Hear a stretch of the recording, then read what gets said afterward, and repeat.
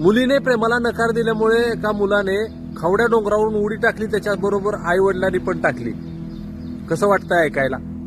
डोक्याची आग झाली का नाही? तो मुलगा त्या कड्यावर उभा होता आणि आई वडिलांना सांगायचे माझी सहनशीलता संपली, आता मी इथून उडी टाकल्याशिवाय ह्याचं सॉल्युशन नाही. एवढी सगळी सत्य परिस्थिती असताना, सगळे टेन्शन मध्ये असताना, एक ट्रक ड्रायव्हर अर्धा किलोमीटर अंतरावरून शूटिंग काढत होता आणि त्या शूटिंग मध्ये बोलत होता की तो मुलगा बघा तो कड्यावर उभा राहिलाय आणि एका मुलीच्या पायात त्याने जीवन द्यायला निघालाय.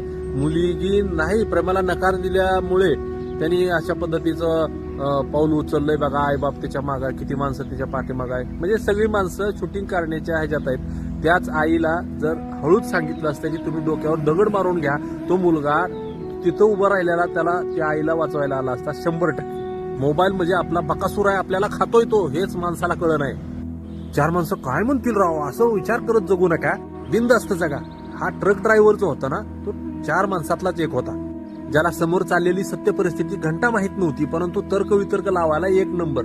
अहो, कुणाकडे एक आयफोन मोबाईल होता, कोणी म्हणतंय ते मोबाईलचा हप्ता तटलाय, कोण म्हणतंय मोबाईल आईबाप घेऊन दे नाही म्हणून त्यांनी उडी टाकली.